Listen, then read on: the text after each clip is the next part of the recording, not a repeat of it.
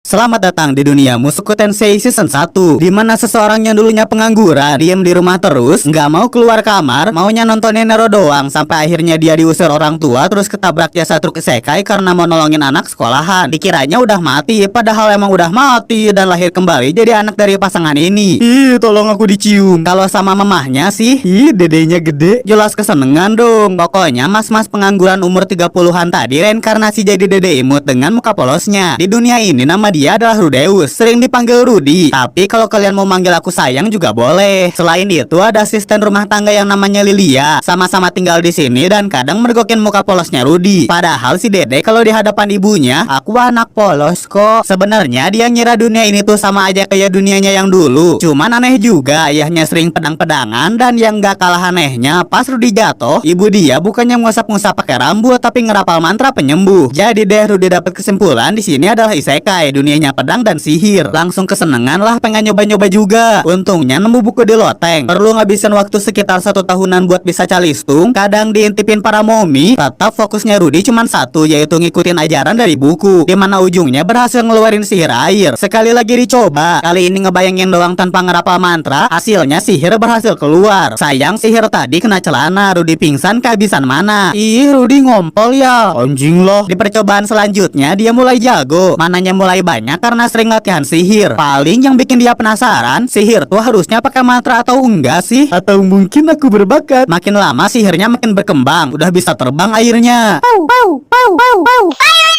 Sebagai penutupan, Rudy nyoba baca kamus lengkap 2 miliar. Tanpa sadar energi sihir ngumpul di sekelilingnya, bikin sihir lebih badak dari biasanya dengan daya serang menakjubkan. Waduh, hujan. Orang-orang dewasa khawatir ngelihat perbuatan adik kecil. Justru si ibu malah senang karena aku deketin. Yang artinya lagi Rudy berbakat jadi penyihir. Diprotesnya sama si ayah gara-gara waktu bikin anak, mereka udah janji kalau anaknya cowok bakal dijadiin ahli pedang. Ya udah, paginya sihir, siangnya latihan pedang. Ya bener gitu aja. Real cuy. Karena itulah dipanggil seorang guru sihir. Cuman yang gak disangka guru sihirnya tuh masih mungil ya. Hah, maksud gara-gara ngira dede kecilnya disindir, sekalian aja ngata-ngatain dalam hati. Orang tua itu kadang-kadang mikir kejauhan, anggap anaknya berbakat lah, padahal apalah, paling biasa-biasa aja. Emang dasar suka maksain kehendak anak. Hah, maksud? Meski Rudy kelihatan takut soalnya harus latihan di luar, dia tetap diajarin Roxy yang mulai sihir dengan rapalan mantra, nembakin air ke pohon mangga. Ayo loh, itu pohon kesayangannya mama. Buru-buru disihir lagi biar berdiri tegak, bikin Rudy makin semangat buat belajar sihir. Sepengalamannya dia nggak perlu tuh yang namanya ngerapal mantra, tapi kita ikutin apa kata Bu Guyu. Komakamitnya keganggu muka melayang, alhasil ketahuan Rudy bisa sihir tanpa mantra. Jangan-jangan aku beneran jagoan ya? Sayangnya pohon si ibu jadi korban, terus Roxy yang kena marahnya. Rudy nyoba nenangin Bu Guyu. Kerja bagus. Tapi emang jangan dijadiin beban pikiran. Abisnya Roxy diterima di keluarganya Rudy, diterima sebagai guru sihirnya bocil berjiwa om-om yang bakal ngejalanin kehidupan kedua ini sebaik-baiknya. Hari-hari selanjutnya diisi sama kegiatan belajar. Nggak lupa sering bikin berhala sebagai latihan buat ningkatin kapasitas mana. Rudy juga latihan sejarah sihir kok. Halo, mohon fokus belajar sejarah ya, halo. Dari pelajaran sejarah itu, keungkap banyak makhluk hidup yang tinggal di dunia ini. Misalnya elf atau iblis gitu. Dan salah satu iblisnya adalah Roxy. Aslinya dia udah berumur puluhan tahun, walau badannya hihi kunti bogel. Di kalangan bangsa iblis ada satu jenis yang ditakutin semua makhluk hidup, yaitu suku super. Iblis rambut hijau dengan berlian merah di jidatnya, yang konon katanya nyerang tanpa pandang bulu di perang besar ratusan tahun lalu. Rambutnya Roxy juga sering dikira orang warna hijau tergantung pencahayaan. Tapi kalau menurut Rudy, rambut kakak cantik kok. Ah, masa kakak cantik? Ah, aduh ya, malu-malu. Bergunalah ya kemampuannya kill dia. Apalagi skill sihirnya makin meningkat, bisa gabungin Rasengan terbang sama api Uchiha. Sayangnya kemampuan pedangnya nggak seberapa. Maklum pedangnya masih kecil. Nggak kerasa udah 1 tahunan Roxy tinggal di sini. Sering jadi pawang hujan gantiin Bariri. Cuman biar udah bertahun-tahun lewat, trauma kehidupan masa lalunya Rudy nggak hilang begitu aja. Penyebabnya karena sering dibully teman-teman sekolah. Alhasil dia jadi hikikomori, sama sekali nggak mau keluar kamar, maunya main game doang. Defeat.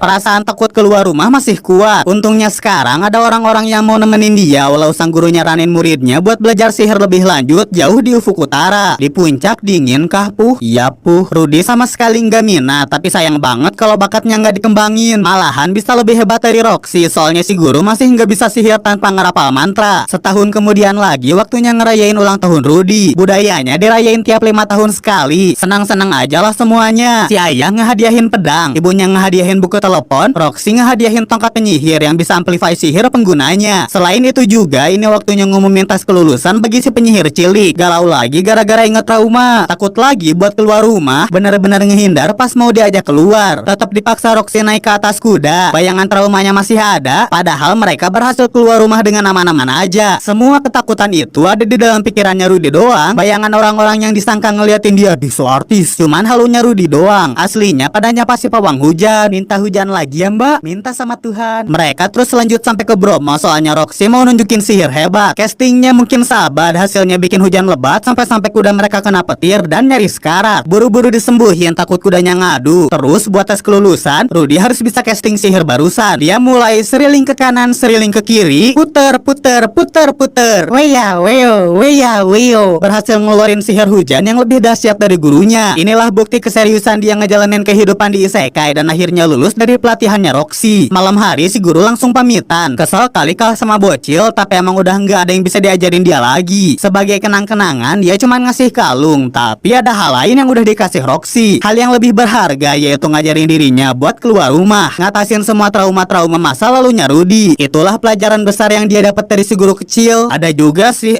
kenang-kenangan yang lain. Hari-hari besoknya Rudy udah nggak takut main keluar, 100% didukung orang tuanya, apalagi kalau pulang-pulang bawa pacar. Nanti aku cariin yang kayak mamah ya buat papa. Asik, suami aku istrinya banyak. Paling yang beneran diwanti-wanti sama si ayah, jangan gunain kekuatan Rudy sembarangan. Ya udah pergi dulu ya. Iya, jangan pulang. Perlahan tapi perlahan dia mulai dikenal sama warga desa, mulai ngenalin daerah dia tinggal yang ternyata sangat indah. Cuman keindahan desa itu keganggu gara-gara banyak bocil kampung ngegangguin bocil lain yang tak berdaya. Kalau ngelemparnya mau pakai batu, barulah Rudy turun tangan nyerang pakai sihir. Aduh aku lemah. Jelas si bocil berjiwa om lebih jago dan akhirnya berhasil nolong seorang cewek.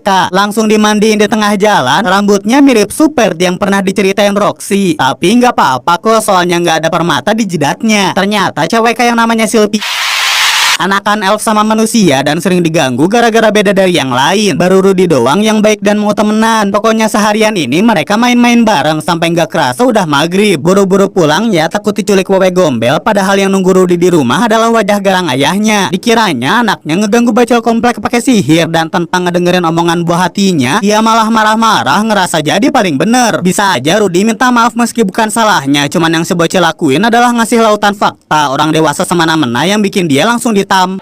Kalau mainnya mau gitu ya oke lah. Rudy nggak bakal lagi tuh ngebantuin orang-orang yang ditindas. Dia bakal diem aja sesuai ajaran orang tuanya. Emang bisa ya Rudy bersilit lidah. Alhasil si ayah yang minta maaf dan mau ngedenger alasan anaknya. Sebenarnya tadi siang dia dapat laporan dari ibu-ibu. Biasa merasa anaknya paling tersakiti. Nggak tahu aja iblis kecil mereka yang mulai duluan. Si ayah mikir ini waktunya dia ngedidik anaknya, karena selama ini Rudy kan kelihatan dewasa banget, tapi akhirnya Rudy jahat. Haha, oh aja. Hari-hari selanjutnya juga para bocil masih rese. Orang tuanya masih ngadu. Aslinya ibu-ibu genit pengen lihat wajah ganteng ayahnya Rudy. Bodoh amat lah si bocil. Mending main-main sama Sylvie yang sekarang udah bisa pakai sihir. Dia beneran tertarik banget sama sihir loh, sampai-sampai penasaran sama teknik tanpa ngerapal mantranya Rudy. Terus karena sama-sama berbakat, ya dia juga bisa-bisa aja tuh. No, bukan kekuatan isekai reinkarnasi OP. Senang seharian ini main, tapi sayangnya hujan turun maksa mereka buat neduh di rumah Rudy. Karena dikira cewek, Rudy ngajakin mabar nih. Sama sekali nggak ada pikiran Sylvie tuh cewek atau cewek, dan gara-gara nggak saling ngobrol-ngobrol jadinya ya.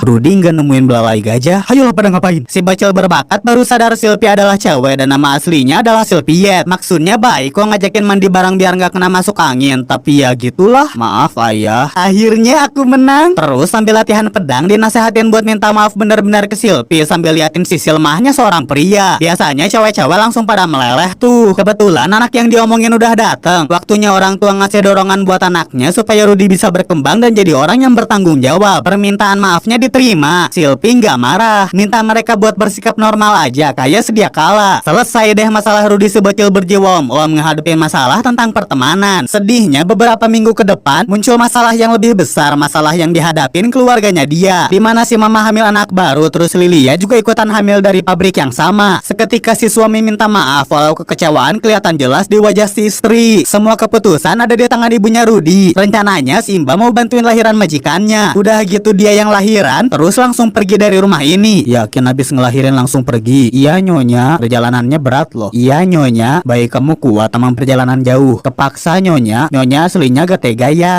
Lawak lo. Tapi mah dengerin aku dulu. Dekat sini ku hantam kau. Dipikir-pikir nggak tega juga kalau ngusir Lilia yang selama ini selalu bantu-bantu. Apalagi nanti Lilia yang baru lahiran bawa dede bayi ngelewatin derasnya badai salju. Akhirnya sebagai balas budi jaga rahasia negara, Rudy nyoba ngebujuk ibunya buat ngebiarin Lilia tinggal. Mah kok mama nggak seneng padahal kan aku punya 2 adik. Mah, budak. Tiba-tiba si bocil langsung nunjuk ke ayahnya, nandain si ayah yang mulai masalah ini. Papa bilang Lilia nyoba ngebantah itu, cuma diburu dingira ya Simba nggak bisa ngelawan perintah majikan. Alhasil semua kesalahan dilimpahin ke si ayah. Rudy makin ngebujuk ibunya dan mana bisa sih nahan keimutan kue-kue. Keputusannya Lilia dibolehin tinggal jadi bagian dari keluarga ini. Sedangkan buat si suami, kejadian itu ngubah kehidupannya Simba. Aslinya kejadian produksi massal dede bayi gara-gara ulahnya Lilia. Lagian kalau tiap hari serumah sama pasangan suami istri muda yang sering muter lagu,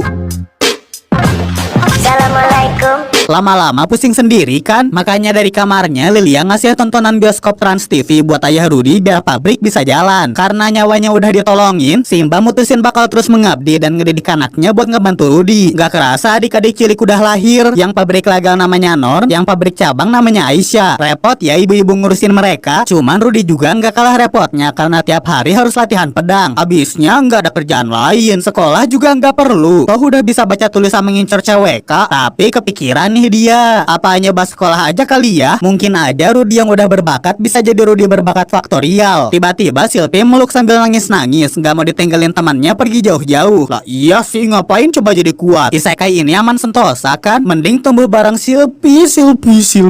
Permisi Silpi. Ternyata si ayah mau ngasihin surat dari Roxy, ngasih kabar sekarang dia jadi guru sihir di kerajaan, ngajarin seorang pangeran yang tengilnya 11-12 sama Rudy. Karena itulah Roxy keingetan lagi ke murid berbakatnya. Mungkin saat ini Rudy nggak kesusahan, tapi kalau suatu saat mau belajar sihir tingkat lanjut, dia bisa rekomendasiin Rudy ke sekolah sihir. Alhasil semalaman itu si bocil mikir dan paginya langsung minta satu hal ke si ayah, minta dibolehin sekolah sihir dan ayahnya ngebayarin sekolah buat Silpi. Itu dua ya jing. Sebenarnya boleh-boleh aja kalau mau sekolah sihir, cuman Rudy masih harus belajar berpedang. Keluarga mereka juga nggak kaya-kaya amat sampai bisa nanggung biaya sekolah Silpi. Rudy udah ngira dapat jawaban gitu, makanya dia minta dicariin pekerjaan supaya bisa dapat uang buat sekolahnya Silpi. Gak baik loh manjain orang, tapi baik buat aku. Lah egois. Ujung-ujungnya si ayah setuju. Terus beberapa hari lewat, pas lagi latihan pedang, datang kereta kuda. Isinya tamu ras manusia binatang yang kayaknya kenalan orang tua Rudy. Nggak ada penjelasan apa-apa. Paling Lilia minta Rudy jaga diri sebelum dia tiba-tiba dilempar Paul diajakin adu mekanik. Segala sihir dikerahin buat nahan serangan ayahnya. Cuman kalau si ayah udah serius, dengan sekejap melesat bikin Rudy pingsan. Bangun-bangun dia ada di dalam kereta kuda. Ternyata mbak binatang yang tadi juga ada di sini ngebawa mereka ke daerah kota. Pada saling kenalan nih, cuman biar lebih ngerti, Simba yang namanya Gilan ngasihin surat dari ayahnya Rudy, nerangin semua hal yang perlu diketahuin si bocil. Ayah titipin kamu ke teman yang otaknya kosong. Boy, ngatain ya? Ini kata surat. Oh ya udah. Ternyata Rudy dikirim ke sepupu si ayah, dimana nantinya si bocil bakal jadi guru private sihir. Nantinya juga dia bakal tetap belajar baca tulis, termasuk latihan pedang ditemenin kakak serigala. Hampir semua pelayan di sini adalah binatang dan gak lama kemudian datanglah sepupu si ayah. Rudy manggilnya om atau paman kayaknya. Terus kerjaan dia tuh wali kota. Aku kerja lewat orang dalam ya. Emang boleh seordal itu? Ya enggak dong, abisnya harus Rudy sendiri yang bisa ngehadepin sama ngebujuk anaknya si paman. Anak yang katanya lemah lembut padahal aslinya cukup dengan sekali lihat aja kerasa banget aura fighternya. Mana tiba-tiba main gaplok pula. Giliran gaplokannya dibalas langsung ngikutin jalannya Pak Kuito. Yang bisa Rudy lakuin cuma pakai sihir biar bisa lari dari kejaran Erisi Arkon Pyro. Beruntung berhasil lolos. Rudy belum nyerah, apalagi pasti bakalan diledek habis-habisan sama ayahnya kalau pulang gitu aja. Alhasil dia nyaranin rencana culik-culik bohongan biar Eris mau belajar sihir. Rencananya itu dilakuin di malam hari. Bangun-bangun ada di dalam peti, di dalam ruangan yang vibesnya kayak beneran diculik. Kebeneran si putri masih tidur, bisa kali kita.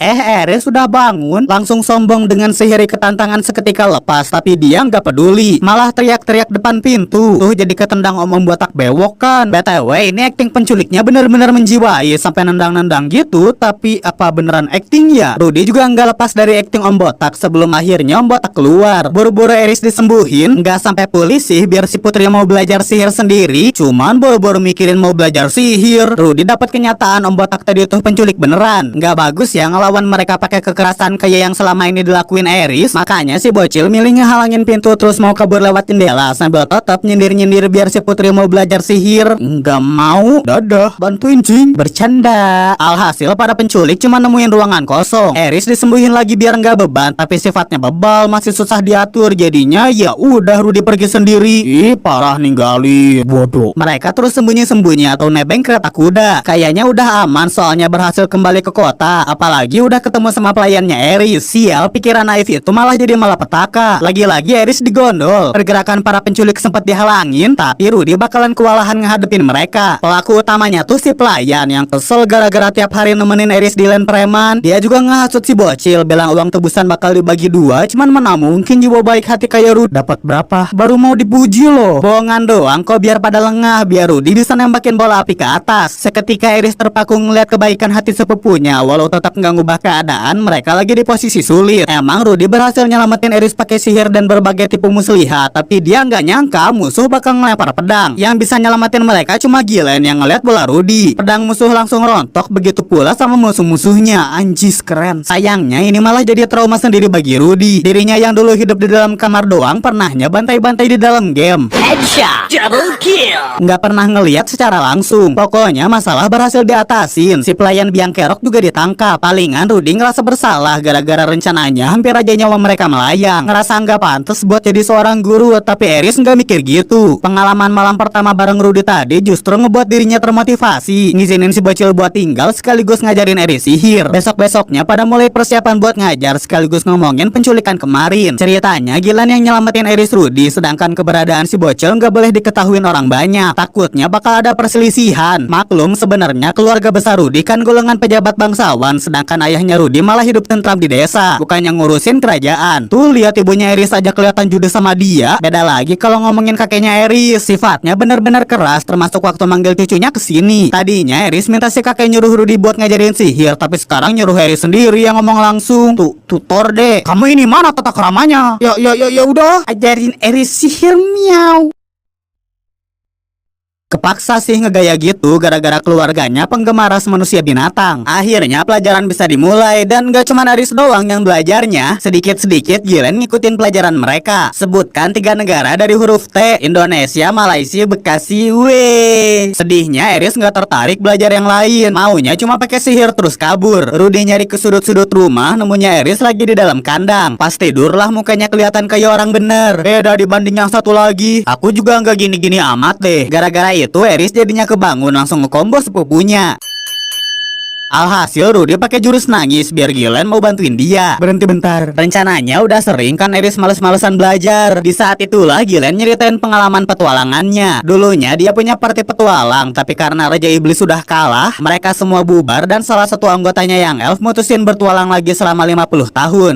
Itu di sebelah. Intinya pas Gillen bertualang sendirian, dia nggak bisa ngatur keuangan gara-gara nggak bisa matematika. Jadi deh Iris semangat belajarnya. Susah. Kalau latihan pedang jelas Iris lebih jago. Namanya juga udah latihan duluan. Apalagi dari umur Rudy lebih bocil. Lagian dia kan mage, mage.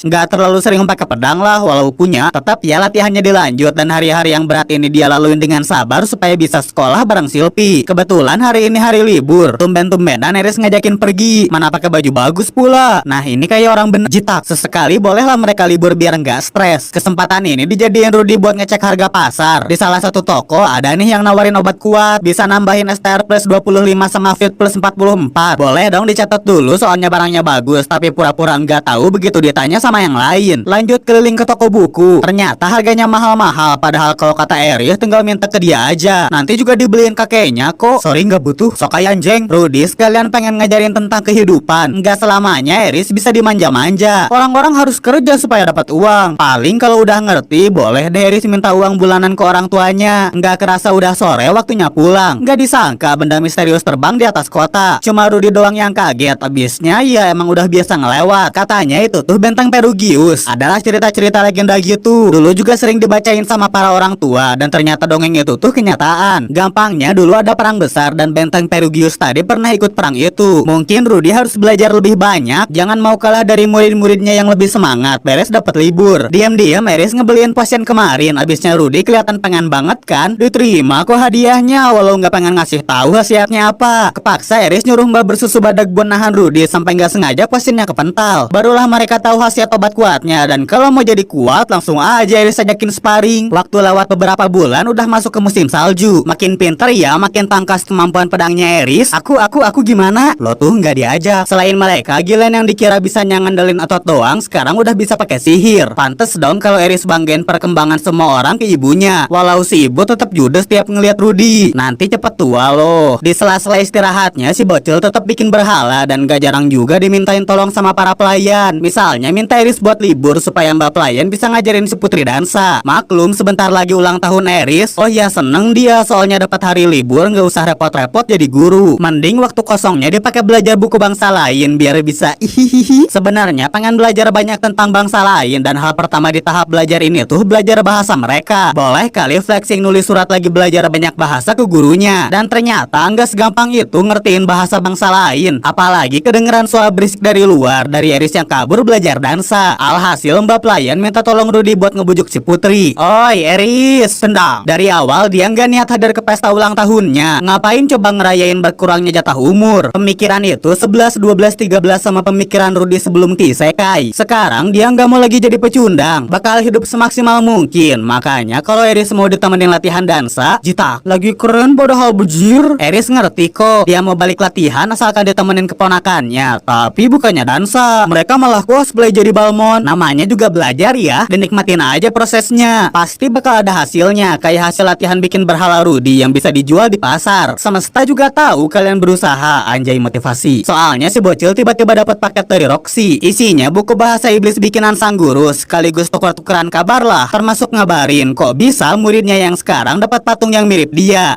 Maaf. Nggak kerasa udah hari ulang tahunnya Eris. Pestanya dipenuhin para bangsawan. Biarpun udah berlatih banyak, Rudy sama mbak pelayan tetap khawatir. Ketakutan mereka kebukti gara-gara pas Eris diajak dansa, dia malah diving. Hei kamu kartu kuning. Seisi ruangan ricuh. Nggak ada yang mihak ke Eris kecuali Rudy yang tiba-tiba ngajakin dansa. Dalam sekejap dia ngerti Eris bukannya nggak bisa tapi terlalu gugup diliatin orang-orang. Sebagai gurunya, Rudy punya satu ide yaitu buat dansa mereka sekarang kayak latihan pedang. Semua gerakannya Rudy arahin pelan-pelan. Gak usah peduliin para penonton, anggap aja mereka monyet. Nah kalau digelapin kelihatan monyetnya. Dan ide tadi berhasil, dansa mereka sukses, dapat banyak standing applause. Jerih payah latihan selama ini akhirnya terbayarkan. Malamnya Rudy ngasihin hadiah tongkat sihir buat murid-muridnya. Mirip waktu dulu dia dikasih sama Roxy. Gilen nerima itu dengan senang hati. Cuman Roxy tiba-tiba ngeliatin guru pedangnya, pengen dikasih juga gitu. Alhasil Gilen ngasih cincinnya. Cincin turun-temurun keluarga dia yang sekarang diwarisin ke Eris. Seneng ya kegiatan hari ini berakhir bahagia. Rudy nggak kalah senang. Abisnya begitu dia baru bangun pagi, Rudy mergokin kakeknya Eris lagi main sama kucing. Si kakek nggak ngerasa keganggu kok, soalnya benda misterius di angkasa lebih ngeganggu pikirannya. Walau udah lewat beberapa bulan, benda misteriusnya nggak hilang, malahan ukurannya tambah besar. Yang nggak ada hubungannya gitu nggak usah dipikirin. Lagian masih banyak hal yang harus dikerjain. Salah satunya orang-orang rumah mau bikin pesta surprise buat ulang tahun Rudy. Udah ketahuan langsung sih, tapi si bocil ikutan aja lah. Mumpung jarang-jarang kan ultah dia dirayain keluarga besar, meski aslinya di keluarga besar ini sering rebutan kekuasaan. Itu juga alasannya Rudy nggak boleh terlalu mencolok. Tetap pesta surprise-nya dijalanin. Situasi ini jelas dimanfaatin si bocil om-om. Dia minta si mbak pedang ngeliatin ekornya biar patung bikinan Rudy bisa perfect. Cuman mana ekornya nih? Yang ada bongkahan batu. Permisi.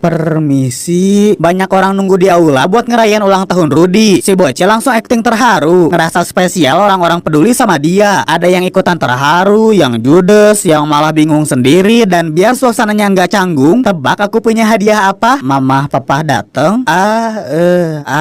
Ngerasa bersalah gara-gara bikin canggung. Langsung ditenangin ibunya Eris yang selama ini ternyata peduli sama Rudy. Terlalu peduli deh kayaknya sampai harus dipisahin dulu. Balik lagi ke hadiah, Eris ngasih tongkat sihir segede alaihim khusus dibikin buat Rudy. Sekarang kamu kayak orang yang masuk isekai. Apa? Gak apa-apa. Pokoknya hari ini hari bahagianya Rudy, hari spesialnya si bocil bocil berjiwa om-om. Nggak kerasa hari udah malam, pestanya juga udah selesai. Waktu mau istirahat, ayahnya Iris mendadak cerita dulu dia punya 3 anak. Sayangnya gara-gara perselisihan keluarga besar, 2 anak cowoknya diambil keluarga besar, sisa Iris doang yang tinggal di sini. Mungkin karena itulah ibunya Iris kelihatan judes, bisa-bisanya anak antah berantah tinggal di sini sementara anak kandungnya dibawa pergi. Karena itu juga ayahnya Iris punya ide nikahin putrinya sama Rudy. Masih obrolan masa depan sih itu jadi ditolak sama Rudy, padahal begitu balik ke kamar ada hadiah door prize yang siap di unboxing.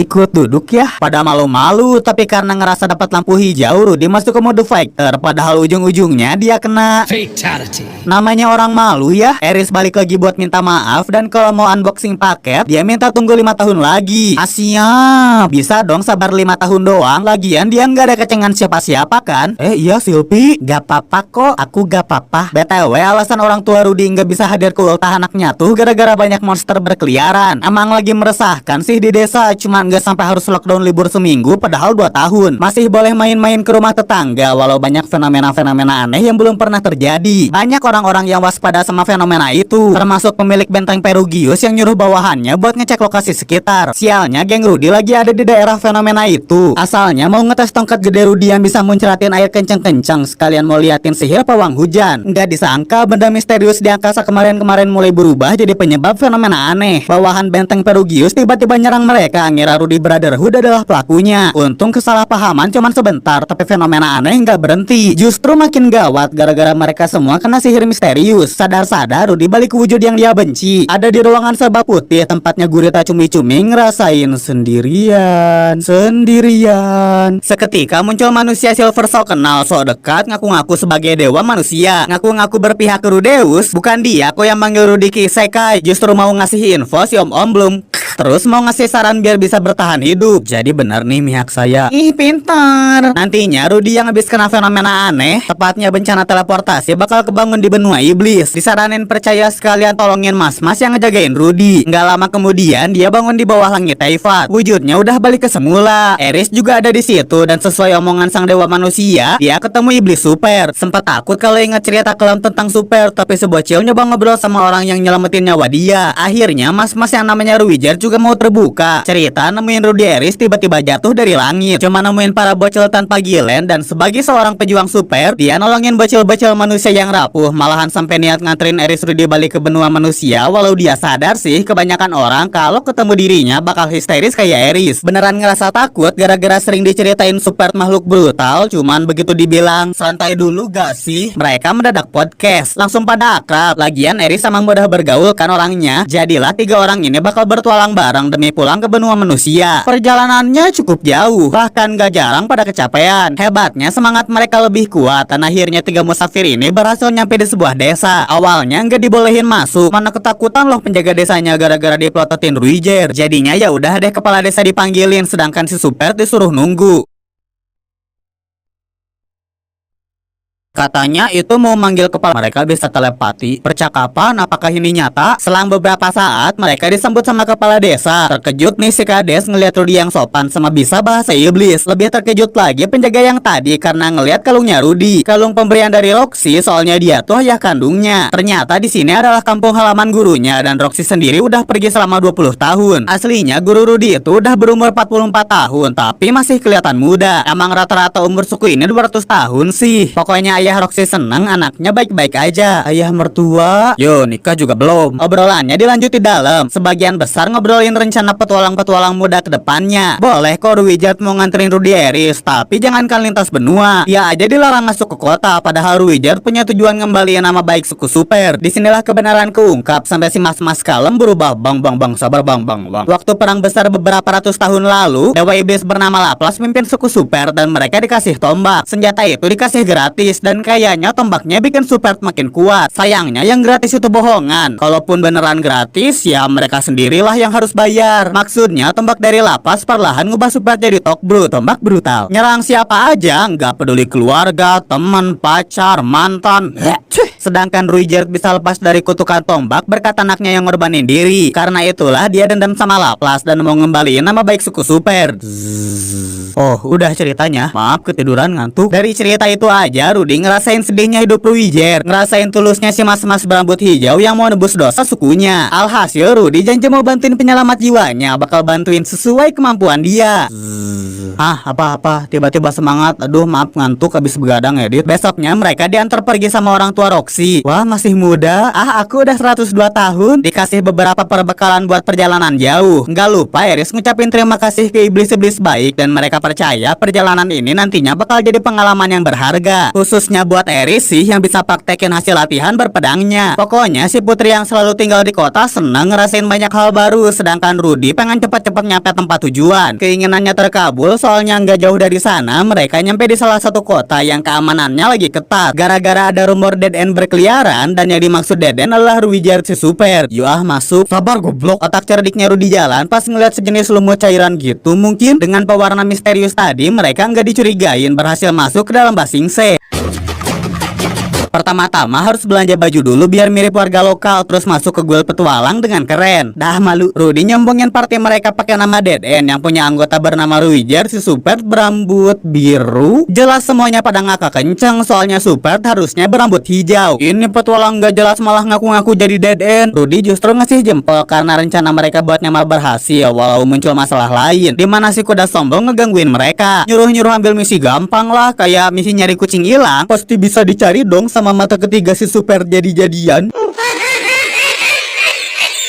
Suasananya udah mulai rusuh. Mau pergi aja dihalangin si Aco Malaka. Meski Gama Bunta sendiri jadi ngeri kalau lama-lama merhatiin Ruijer. Alasan Ruijer nggak dianggap super tuh karena pakai kalung Roxy dan rambutnya biru. Jadi beneran mirip sukunya Roxy. Seenggaknya mereka udah diterima di kota ini. Sekarang waktunya istirahat. Tapi lagi-lagi mereka diganggu sampai-sampai kancing mantel Eris lepas. Oh yang nggak dimaafin lah. Apalagi mantel tadi hadiah dari Rudy. Buru-buru mereka dipisahin. Lagian party tadi juga nggak ada niat jahat. Justru mau ngajakin ngeparty bareng sebagai sesama pemula. Sayangnya ajakan party ditolak. Padahal sayang loh, kan mereka tim Pokemon, ada Combusken sama Macem. Gak lama kemudian akhirnya bisa istirahat. Mereka punya masalah baru gara-gara duit mulai habis. Bayaran ngerjain quest dari guild juga nggak seberapa gara-gara rank party masih kecil. Tapi ya udahlah, kita istirahatin pikiran karena di dalam tubuh yang sehat terdapat jiwa yang tiba-tiba dewa manusia muncul ngegodain Rudy yang ternyata nerima saran dia buat percaya Ruijer. Biasa aja kali. Jahat. Pertemuan kali ini sebentar doang, dimana dia ngasih saran terima quest cari kucing dan kegelisahan Rudy bakalan hilang. Dia langsung kebangun, langsung nemenin Eris yang gak bisa tidur. Kangen rumah ya? Enggak kok. Terus kenapa nggak tidur? Takut ada om-om. Gua diem loh anjir. Sebenarnya banyak hal yang dikhawatirin Eris, kayak keluarganya atau Gilen. Cuman yang paling penting mereka harus bisa survive dulu di benua iblis. Quest pencarian kucing berjalan mulus, nemuin gua yang isinya kucing-kucing. Harimau bejir ini mah. Pelakunya orang-orang ini nih yang sok keras ke binatang, padahal dalam sekejap dikalahin party Dead End. Asalnya mau Rudy diajak ngobrol, tapi malah ditendang. Ya udah, Ruijer balas lepasin kepala yang nendang. Kenapa gini? Gara-gara nendang bocil? Janganlah. Kenapa jangan, kan jahat. Inilah sifat buruknya Ruijer. Belum tahu batasan-batasan. Ya kali orang nendang dibalasnya kayak gitu, mana bisa ngebersihin nama super kalau kelakuan pejuangnya kayak gini. Rudy minta Ruijer jangan sembarangan lagi, dan kejadian barusan bikin identitasnya si super ketahuan. Para petualang yang nyulik binatang-binatang biar mereka bisa ngerjain quest cari binatang dengan gampang mohon ampun. Janji nggak bakal pakai cara curang itu. Seketika otak cerdik si bocil om-om jalan, soalnya dia ngajakin kerja sama. Yang protes malah Ruijer nggak terima bersekongkol bareng penjahat. Ampun. Eris ikutan protes, nggak suka ngeliat Ruijer yang sok suci, sok jadi pahlawan, dan kalau gini terus mendingan mereka semua pada pisah. Dimarahin kan? Ya udah saya juga dimarahin. Akhirnya Ruijer setuju karena sebagai pejuang super dia nggak bakal ingkar janji bakal nganterin mereka pulang. Rencana selanjutnya party Dead End yang masih rank bawah bakal tukar-tukeran kue sama si party buaya biar bisa dapat uang lebih banyak. Gila kali lawan monster susah. Lo yang gila. Siap, saya gila. Ya mereka juga nggak berani ngelawan super asli, tapi beda cerita sama si kuda yang masih aja ngeledekin partinya Rudy. Biarin waktu yang ngejawab, mending mereka fokus ngerjain quest yang lokasinya di hutan kematian bernuansa horor. Door jump scare. Party Dead End nemuin party Pokemon lagi berantem sama petualang lain. Takut nggak kebagian quest gara-gara ngeburu monster yang sama. Ujung-ujungnya semua party pada egois mikirin diri masing-masing, kecuali Ruijer yang khawatir ngeliat bocil party Pokemon. Jadilah Dead End main detektif-detektifan, dan firasat si super bener soalnya kodiak ular datang menghadang. Kodiak laba-laba juga ikutan bikin rusuh. Saatnya party Dead End. Tapi tunggu dulu, jangan terburu-buru. Rudy mikirnya nolongin pas bener-bener genting biar pada utang budi, tapi gimana bisa dimanfaatin kalau orangnya setengah udah terbang. Baru Wizard Ares gerak tanpa komando Rudy yang pingnya masih 1000. Pertarungan ya selesai dalam sekejap. Tragedi ini terjadi gara-gara Rudy yang mencoba berlagak seperti beliau langsung dikata-katain.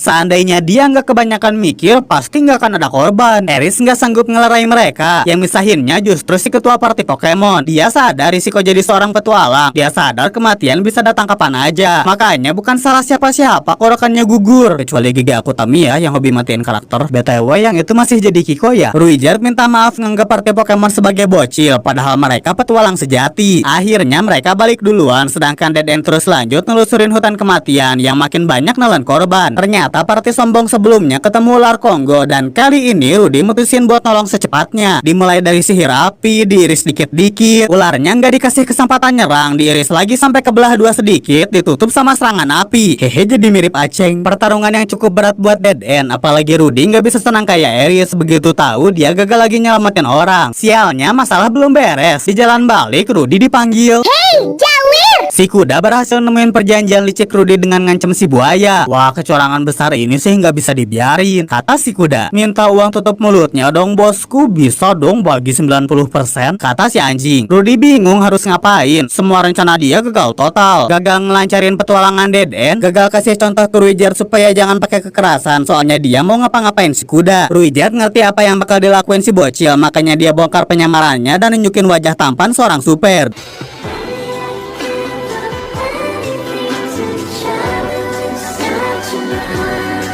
Orang-orang seketika kabur ngelihat Dead End yang asli. Si kuda minta maaf, mohon nyawanya diampunin, apalagi dia punya anak. Nasibnya masih baik soalnya Wizard udah berubah. Dia ngancam si kuda jangan berani cari gara-gara kalau masih sayang nyawa, terus kabur sebelum keamanan datang. Begitu situasi udah aman, Rudy Ares nyariin Wizard yang udah nungguin di luar. Ini random sih, kenapa coba ngobrolnya belakang-belakangan, tapi sebenarnya pada saling minta maaf. Si Super minta maaf karena pakai kekerasan, sedangkan si bocil minta maaf nggak pernah bikin rencana sukses. Untungnya Wizard ngerti kok beban yang dipikirin Rudy. Si bocil cuma mau mereka selamat, cuma mau ngelindungin Ares dan ikut berjuang ngebersihin nama Super. Dalam beberapa hari emang Dead End nemuin banyak masalah, tapi di balik masalah-masalah itu tiap anggotanya makin kompak, makin ngertiin sifat masing-masing, dan kedepannya bakal nyelesain segala masalah bareng-bareng. Pagi harinya Mentari menyambut dengan hangat, apalagi kalau ditemenin Om Botak. Yo, what F? Wizard baru sadar rambut hijaunya bikin dia ditakutin. Mendadak Rudy dapat ide tambahan, nyaranin pakai pelindung kepala supaya jadi Mushoku Tensei Shippuden.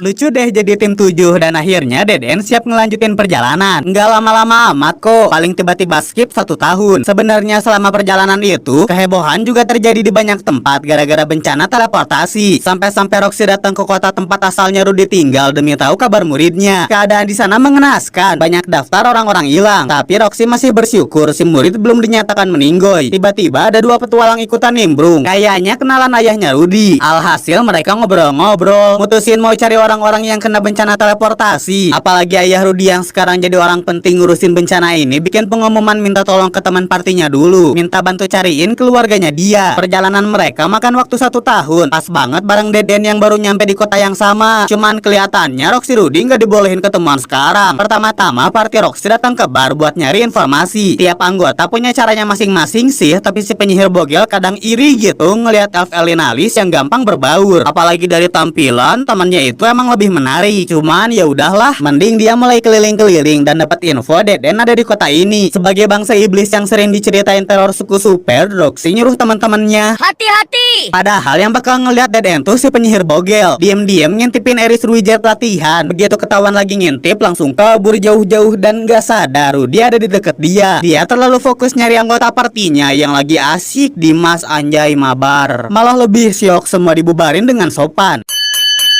Ujung-ujungnya mereka ngelanjutin perjalanan. Udah takut sama Dead End, malu kali ngerusakin bangunan orang. Balik ke beberapa saat yang lalu, dimana Dead End baru nyampe kota. Tujuan selanjutnya mereka tuh nyebrang laut buat kembali ke benua manusia. Tapi gara-gara pakai nama terlarang, mereka harus bayar lebih mahal. Nggak bakal bisa kebayar dong. Wizard minta maaf karena bikin susah. Cuman sebagai sebuah tim, masalah ini bakal mereka atasin bareng-bareng. Ia nyusahin bejir. Tetap yang overthinkingnya Rudy, dan di mimpinya dia didatengin dewa manusia lagi. Biasalah ngungkit-ngungkit sarannya bermanfaat bermanfaat buat si bocil om-om. Sekarang dewa manusia nyaranin bawa makanan terus jalan-jalan di belakang kota. Nggak ada penjelasan apa-apa soalnya Rudy keburu bangun. Di hari inilah Eris Wizard latihan bareng-bareng yang diintipin Roxy, dan saat-saat dimana sang guru beda jalur sama sang murid. Ya Rudy juga fokus ngikutin saran dewa manusia sih, ngebawa makanan jalan-jalan di belakang kota, nemuin orang yang lagi minta bansos bintang 5. Dalam sekejap Rudy tahu orang itu harus dibantuin. Orang bernama Kisirika Kisiriku ngaku-ngaku sebagai Great Emperor of Demon World. Oh hebat. Diikutin lah iblis yang dikira punya aura wibu kuat. Rudy pura-pura jadi bawahannya. Kisirika senang udah dapat bawahan baru, terus karena udah ngebantuin dia bakal ngabulin satu permintaan. Pengen kaya, gua aja miskin anjing. Jadinya bebas deh mau ngasih apa aja. Tapi Rudy nggak nyangka, colok nggak nyangka dipasangin Eternal Mangekyo Sherlingan, sebuah mata iblis yang bisa ngebuat Rudy bisa ngeprediksi masa depan. Kisirika pergi tanpa ngejelasin cara pakai mata prediksi. Bingung sendiri dong, mana ada orang nyenggol yang ngajakin berantem pula. Tapi tiba-tiba si bocil nerbangin orang itu gara-gara dapat penglihatan pas jatuh. Orang tadi cuma bisa diem, nyawanya udah diselamatin. Orang mah minimal bilang makasih gitu. Kejadian dapat mata iblis barusan diceritain ke teman-teman. Wah siapa? Ya ngakunya penguasa iblis. Yang nanya, katanya Ruijer, Kisirika mungkin beneran penguasa iblis karena bisa ngasih mata iblis ke orang lain. Dan mungkin lagi hal baik Rudy ngedapetin mata prediksi karena bisa manfaatin itu sampai bisa ngalahin Eris yang tiap hari mati-matian latihan berpedang. Udahan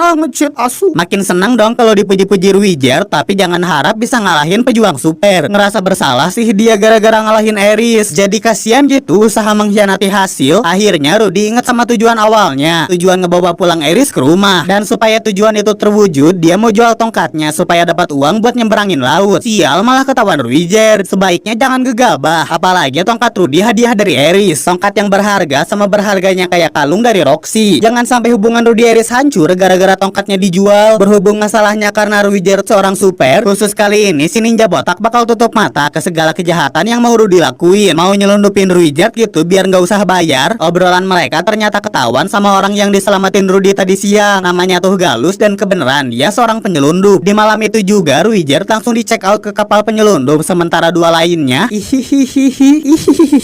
seenggaknya itu yang Rudy pengen. Padahal kenyataannya Eris mabok laut. Dia cuma bisa nenangin sepupunya. Mana perjalanannya jauh pula sampai bikin Rudy bolak-balik ke WC. Begitu nyampe juga Eris harus banyak istirahat, sedangkan Rudy buru-buru nyamperin Ruijer di tempat penyelundupan. Sebagai orang luar harusnya si bocil nggak ikut campur, tapi kasihan kali ngelihat Roger Sumatra di penjara atau ngelihat budak-budak yang diperlakuin dengan kasar. Karena itu juga si Super punya permintaan pengen ngebebasin mereka semua. Nyusahin lagi. Lagian penyelundupnya jahat-jahat sampai nge-unalive para budak. Ujung-ujungnya Rudy setuju dan tangan dia nggak akan kotor soalnya Ruijer yang bakal ngasih penghakiman. Nggak lucu bang. Tanpa segan Broly ngabisin si penjaga. Tugasnya Rudy ngebebasin budak-budak manusia binatang yang udah nggak percaya siapa-siapa. Mereka baru mau diajak ngobrol pas Rudy nyimpen tongkatnya. Kelihatan sibuk banget si bocil nyembuhin mereka. Hehe, sibuk heh. Tiba-tiba pada serius lagi gara-gara ngedenger suara mengerikan dari arah lorong.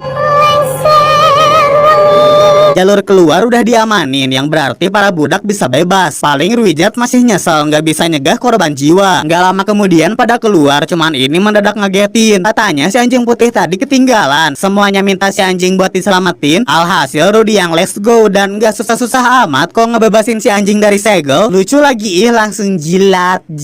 Udah najis anjing. Seneng dong udah lama nggak ngelus-ngelus anjing. Sayangnya manusia binatang yang baru datang seketika ngelumpuhin si bocil gara-gara salah paham. Dikiranya Rudy tuh penculik dan mau ngapa-ngapain hewan suci mereka. Jadinya ketua suku merintahin Ges yang tadi ngelumpuhin si bocil buat ngebawa Rudy sama sang hewan suci kembali ke desa. Bangun-bangun Rudy nempatin kos-kosan bintang 5 yang bisa ditempatin dengan cuma-cuma. Fasilitasnya nggak usah ditanya. Kosannya udah diisi kasur, dikasih makanan gratis, ada peliharaan serangga yang nemenin dalam kosan, dan yang paling penting akses ke seluruh desa gampang soalnya Rudy dipenjara di tengah-tengah desa. Desa ini adalah tempat tinggalnya manusia binatang dan banyak hewan yang ikutan tinggal. Sekilas oke kali buat jadi destinasi liburan, tapi kalau jadi tawanan sedih banget deh. Yang bisa Rudy lakuin cuma berdoa teman-temannya nolongin dia. Hari pertama masih belum kelihatan pertolongan. Hari kedua penjaga penjara makin judes. Hari ketiganya mancing Pak Bagas. Iya Parkan. Si bocil sempat putus asa, tapi besok-besoknya ada tawanan baru. Seketika terkejut ngeliat aura bersinar. Rogil ya. Rudy langsung jadi bos karena duluan di penjara. Cerita-cerita mas-mas bernama Gis ini ditahan gara-gara ketahuan curang judi. Rudy. Haram guys, nggak boleh ya. Malamnya mereka pijit-pijitan. Makin akrab lah, soalnya Rudy lagi nyari info cara kabur dari sini. Gisih nggak mau ikut-ikutan. Udah enak bisa tinggal di sini gratis. Ujung-ujungnya malah pada berantem. Cuman ada yang beda malam ini. Dimana mbak penjaga tiba-tiba hilang dan mulai muncul asap, nandain hutan kebakaran. Sebenarnya gampang aja kalau mau kabur dari dulu. Tinggal pengendalian besi bikin kunci. Kabur sebelum penjara kebakar, langsung nyamperin suara ribut-ribut. Lakunya penyelundup-penyelundup yang masih ngincer para manusia binatang. Lepaskan aku. Meski Rudy kesel pernah diperlakuin gak enak sama mereka, tetap dia nggak tegaan. Si bocil bakal nyelamatin mereka dan bikin manusia-manusia binatang berutang budi sama dia. Gies ngikutin perintah atasannya, sedangkan sang penyihir manggil hujan madamin semua kebakaran hutan. Urusan ngalahin penyelundup diberesin Gies yang baru balik ke desa. Akhirnya mereka mutusin buat kerja sama dan dalam sekejap usaha penculikan digagalin mereka. Tapi kelihatannya bakalan susah kalau ngehadapin yang satu ini, ngehadapin Galus si ketua penyelundup. Kamu manfaatin saya ya, Mang Ea. Tapi beneran loh nggak boleh diremehin. Soalnya Gies yang biasa bertarung jarak dekat aja bukan lawannya Galus. Pokoknya sekali lagi si ketua penyelundup peringatin jangan sampai Rudy ikut campur. Lagian pakai nama Dead End bisa-bisanya mau jadi pahlawan. Rudy nggak bisa ngebalas omongannya. Rudy sadar musuhnya berbahaya. Rudy cuma diam ngedenger tangisan bocil yang mau diculik. Padahal dia nungguin satu kesempatan. Si anjing suci tiba-tiba nyerang. Sandra berhasil dibebasin. Jantungnya berdegup kencang soalnya dia bakal mertaruhin nyawanya demi ngebuat nama Dead End bersinar. Harusnya grup Rudy yang menang jumlah sama punya mata prediksi bisa ngalahin Galus, tapi tetap jam terbang gak akan bohong. Lawannya punya banyak tipu muslihat buat nyerang Rudy. Sayangnya sebanyak apapun cara licik Galus, dia kewalahan ngelawan musuh banyak. Diganggu si anjing lah, diganggu Gies lah. Mereka ngasih Rudy waktu buat nembakin sihir peledak. Akhirnya masalah penyelundup selesai dan Rudy pingsan kehabisan tenaga. Gak perlu waktu lama, Rudy udah siuman. Eris juga ada di sisinya. Semua kesalahpahaman udah clear. Dia sama mbak penjaga sampai ngerasa bersalah banget loh. Alasan pertolongan datangnya lama tuh gara-gara Ruijard disangka penculik. Mau ngebela diri tapi tahulah Ruijard nggak pandai ngomong. Sedangkan Eris sibuk ngejagain para bocil. Seenggaknya sekarang situasi udah aman. Boleh dong santai-santai bentar di desa manusia binatang. Bisa jadi bahan cerita Eris ke kakeknya nanti. Padahal tanpa mereka tahu kudeta lagi terjadi. Kakek Eris dianggap gagal nyegah bencana teleport dan sebagai bayarannya, wah kepalanya bisa sulap. Sekarang kita balik ke Dead End yang masih di desa manusia binatang. Berhubung lagi musim hujan, mereka harus tinggal dulu di sini. Kegiatan-kegiatannya paling makan-makan bareng, ngintip, ngajarin bahasa manusia, ngintip, bikin berhala buat nyebarin nama baik Dead End, ngintip, dan kegiatan bermanfaat lainnya. Awalnya semua hidup dengan sans, sampai nggak sengaja Gies ngeliat cincinnya Eris, cincin hadiah dari Gillen. Baru keingetan lah guru pedangnya itu manusia binatang. Mungkin orang-orang sini kenal Gillen, tapi mendadak ekspresi Gies berubah seakan-akan benci si guru pedang. Malahan Tona anaknya yang dari tadi main sama Eris tiba-tiba disuruh ngejauh. Oh mau kemana om? Aku bapakmu. Katanya si Gillen pergi dari desa nelantarin tugasnya sebagai penjaga hutan dan penjaga hewan suci. Jelas Eris nentang semua tuduhan itu. Baginya Gillen tuh orang yang bertanggung jawab, orang yang berjasa besar, orang yang benar-benar Eris hormatin. Awas masuk angin. Mungkin Gillen yang Gies tahu dan yang Rudy Eris kenal berbeda. Namanya juga orang ya bisa berubah. Besoknya Tona sama temannya nyamperin Eris pengen denger cerita tentang bibinya. Ternyata Gies Gillen kakak beradik. Dulu sering diceritain si bibi nggak bisa berpedang, seringnya bikin onar terus. Padahal yang ngajarin Eris berpedang kan Gillen. Tona juga nggak suka berpedang, tapi abis ngedengar cerita tentang bibinya, dia mau coba-coba latihan gaya berpedang ajaran si bibi. Latihan mereka diliatin dari jauh sama dua pemuda yang masih ngomongin Gillen. Gies masih rada nggak percaya si adiknya jadi guru pedang, apalagi sampai mau belajar sihir ke Rudy. Pokoknya selama 3 bulan ini Eris terus ngelatih Tona. Makin deket deh hubungan mereka. Cuman sayang musim hujan sebentar lagi selesai, yang berarti waktunya Eris buat pergi.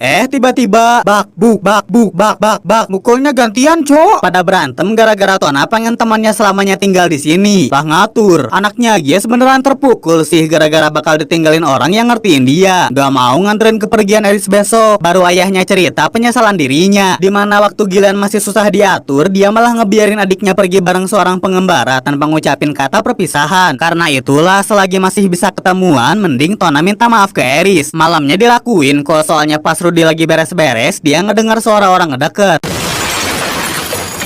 Pasti mau baikan. Kita jalan-jalan yuk tuan. Come on baby. Sebelum tenang ngomong, sebenarnya Eris juga udah tahu dia bakal dateng. Anu, ngomong yang bener. BTW kamu siapa sih dari awal ngikut terus? Tona minta maaf dengan tulus. Eris masih sok kerat padahal senang disamperin Tona dan akhirnya mereka baikan. Begitu hujan reda, Deden siap ngelanjutin perjalanan. Kelihatan Ruijer sama ketua suku jadi bestie. Sesuai dugaan ciwi-ciwi pada sedih, yang gak disangka Gies ngajakin sparring sebelum Eris pergi. Tantangannya diterima buat ngebuktiin ajaran pedang Gilen dan hanya dengan sekali beradu pedang, sparring berakhir. Hah, udahan? Ajaran pedang Gilen hebat ya. Sparring selanjutnya aku yang bakal menang. Serius udahan? Namanya juga penyihir, gak terlalu ngerti jalan berpedang. Gak lama kemudian Deden ngelanjutin perjalanan dan kedatangan mereka akan selalu disambut sama desa manusia binatang. Baru aja mereka jalan, tiba-tiba disusulin Gies yang sebelumnya masih di penjara bareng Galus. Dia baru mau kabur pas barengan Rudy pergi sih supaya bisa nebeng perjalanan ke kota. Nggak sengaja mereka ngelewatin monumen 7 kekuatan besar, monumen tentang 7 petarung hebat di dunia ini. Mereka punya sebutan tersendiri, misalnya Dewa Teknik, Dewa Naga, Dewa Iblis. Pokoknya kekuatan orang-orang itu nggak ngotak. Walau nggak tahu juga sih mereka beneran ada atau enggak, soalnya 7 kekuatan besar cuman dianggap legenda doang. Ya Rudy juga nggak mau ketemu mereka, maunya cepet-cepet semua kembali normal dan hidup dengan santai. Setelah beberapa hari lewat, mereka nyampe di satu kota besar. Mendadak Gies milih pergi. Lagian tujuan dia cuma nebeng sampai kota dan gak lupa Gies nyaranin Rudy pergi ke Guild Petualang. Diiyain aja sih, tapi sebelum itu mereka dianterin Pak Kusir botak keliling kota, lanjut istirahat di penginapan. Party Deden ngadain rapat. Paling masih samalah ngomongin duit lagi, bikin tujuan baru lagi. Biar cepet aja, Rudy nyaranin ngerjain quest di kota ini yang katanya easy money. Selagi tinggal di sini, mereka juga harus ngasihin patungnya Ruijer tiap kali nolongin orang. Jadi kayak jimat pelindung ya.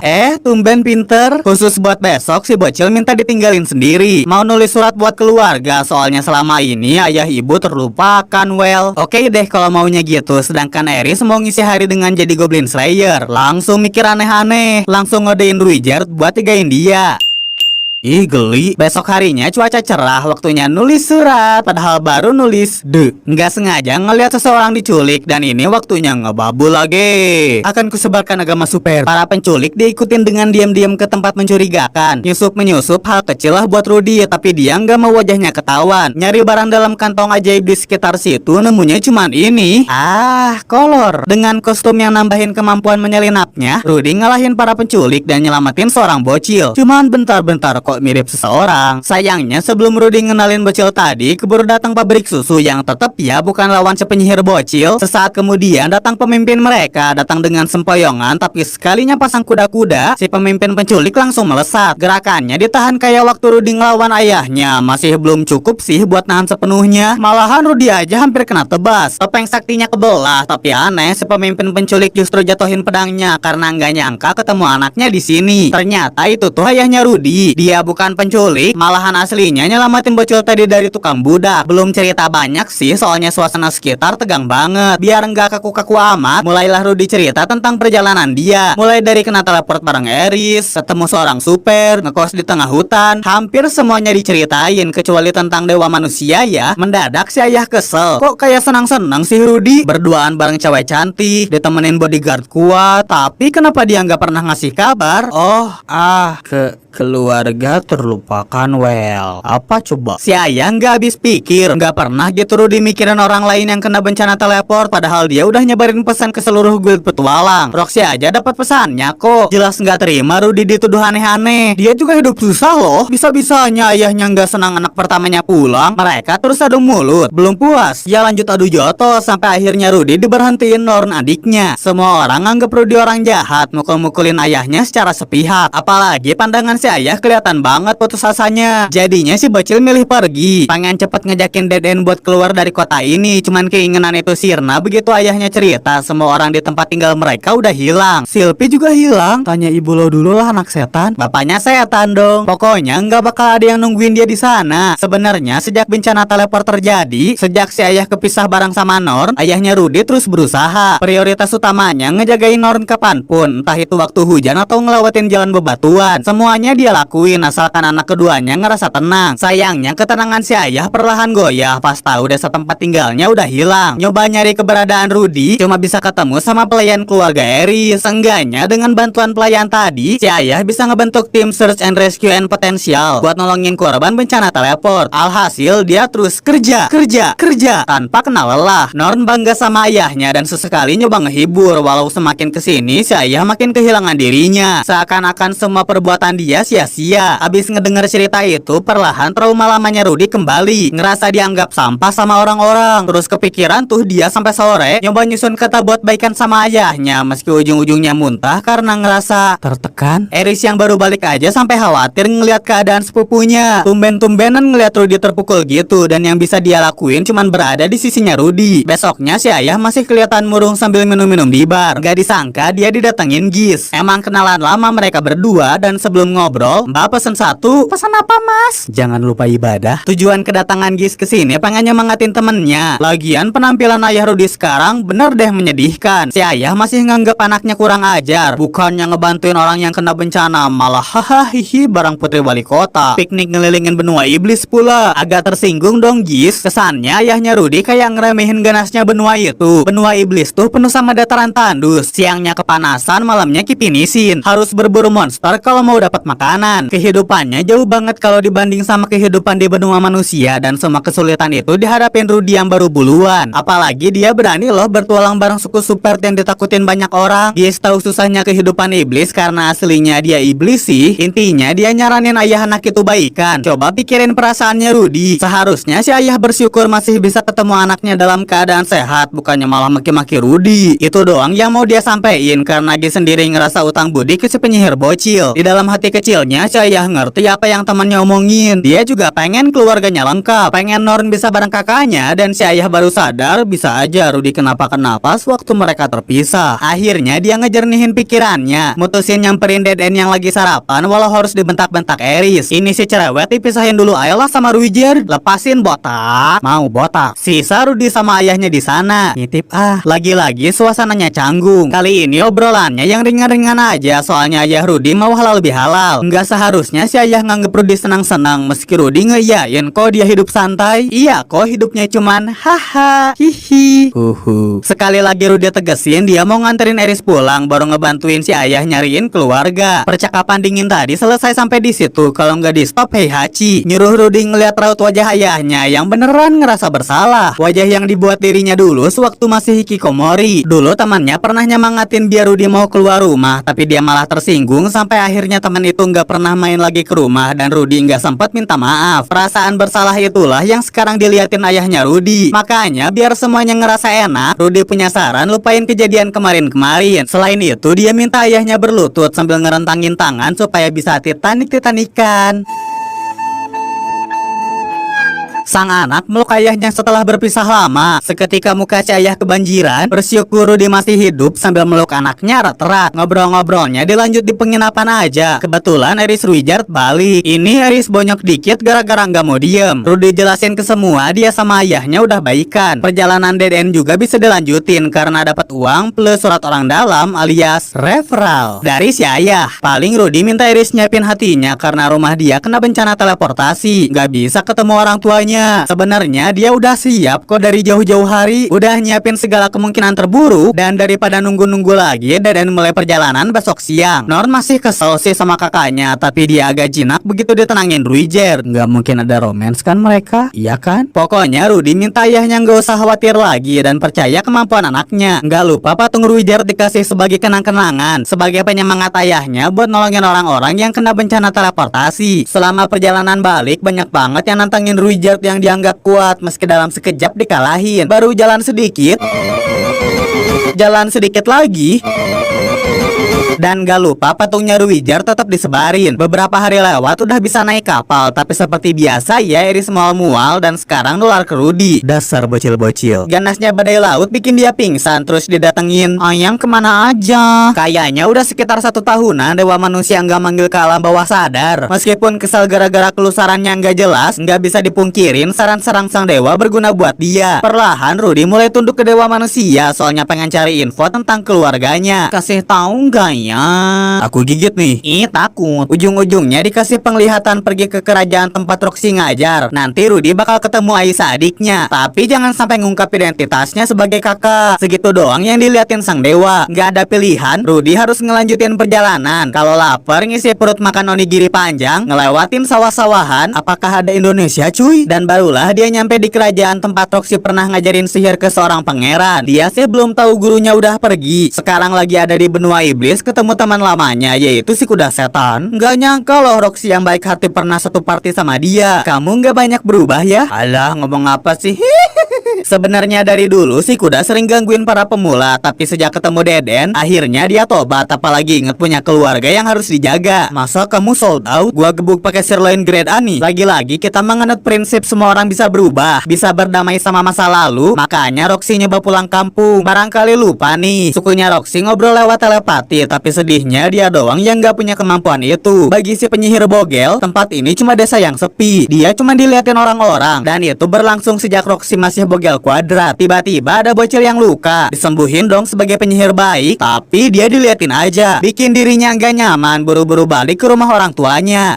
Permisi. Mereka senang karena putrinya pulang, tapi canggung juga gara-gara Roxy pas pergi tuh kabur nggak izin sama orang tuanya. Seenggaknya sekarang Roxy pulang setelah puluhan tahun. Diminta buat nginep dulu lah 1 hari mah. Tapi kalau ngelihat orang tuanya saling ngobrol lewat bahasa kalbu, cepetan pulang aja kali ya. Tiba-tiba ditigah ibunya. Anak durhaka mau kemana kok buru-buru? Asli deh nggak nyaman kalau jadi Roxy yang nggak bisa telepati. Cuman kalau ngelihat tangisan ibunya, mungkin perasaan sayang sang ibu bisa tersampaikan. Apalagi mainannya semasa bocil waktu 20 tahunan yang lalu masih disimpan dengan baik. Memang nggak ngertiin orang-orang lewat telepati tuh menyakitkan, tapi sebagai orang tua, mereka juga ngerasa bersalah nggak bisa ngelahirin Roxy dalam keadaan terbaiknya. Seketika ibu anak ini lomba ekspresi nangis siapa yang lebih bagus dari Boruto sambil peluk-pelukan. Akhirnya keluarga iblis bisa saling terbuka kembali menjadi keluarga yang utuh. Roxy jadi nginep di rumah bonyok. Udah lama nggak ngerasain sarapan ibunya. Mau nyebut hambar tapi nanti dibilang durhaka lagi. Si penyihir bogel nyeritain tujuan perjalanan dia, dimana salah satunya itu nyari Rudy. Orang tuanya langsung keingetan dong muridnya Roxy pernah mampir ke sini. Diceritain juga Rudy berpetualang bareng Super. Baru Roxy paham party Deden yang pernah dia intipin tuh partinya Rudy. Lagian orang gila mana sih yang pakai nama itu? Alhasil Roxy langsung melanjutkan perjalanannya, dan kali ini dia janji sesekali bakal pulang kampung lah setiap lebaran monyet. Si murid nggak akan disamperin kok, soalnya party Roxy mau nyari keluarga Rudy yang hilang. Palingan sang guru udah ngerasa tenang muridnya baik-baik aja. Pikiran itu mungkin bener. Abisnya tadi Deden berhasil nyampe kerajaan tempat Roxy pernah kerja kan. Rudy langsung siap siaga nyari tempat-tempat yang sebelumnya diliatin dewa manusia. Cuman gak segampang itu buat ketemu. Dapat ide ngirim surat minta bantuan ke kerajaan aja. Ceritanya mau minta bantuan ke gurunya, terus di jalan balik Rudy ngerasa diikutin seseorang. Ke-trigger quest kali ya. Nggak suka lah diikutin gini. Bikin tambak pemutus silaturahmi. Baru sadar jalan sekitar sini tuh tempat penglihatan dewa manusia, dan begitu temboknya diturunin, ya mete.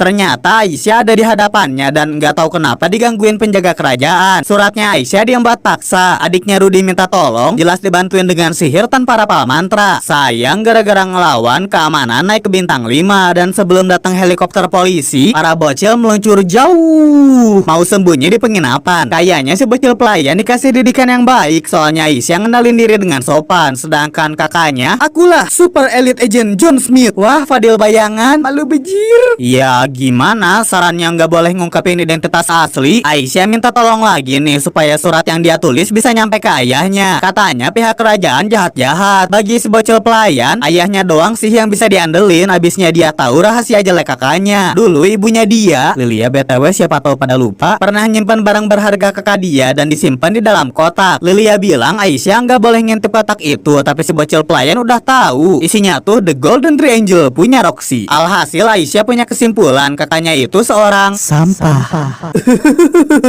Dah lah kalah debat. Yang penting sekarang dia harus ngebantuin adik dari pabrik cabang. Eris Ruijerd mau langsung rasbi barbar nyerang kerajaan, cuman dicegah Rudy. Si bocil penyihir masih percaya Roxy ada di kerajaan, minta mereka semua buat Sabar. bener kejadian dong omongannya. Soalnya pas pagi-pagi ada perwakilan kerajaan ngundang Rudy ke sana. Teman-temannya disuruh nunggu aja kesempatan ngapelin gurunya. Tapi sebentar, kayaknya ada yang aneh. Rudy Rudi nggak lewat depan istana, malah diajak ke ruangan lain yang tempatnya remang-remang. Masih percaya Roxy ada di sini sampai rela nyerahin tongkat sihirnya, padahal yang nunggu dia di balik ruangan adalah pangeran bernama Pax. Pangeran yang pernah diajarin sihir sama Roxy, tapi sekarang jadi pangeran yang semena-mena. Buktinya Lilia diperlakuin kayak gini dan tiba-tiba Rudi dijatuhin ke ruang rahasia. Kekuatan sihirnya disegel, malahan katanya Roxy aja nggak akan bisa pakai sihir di sini. Rencananya Pax, Rudi bakal dijadiin umpan biar guru mereka datang, terus bisa si pangeran tangkap, terus bisa si pangeran pelihara, terus bisa di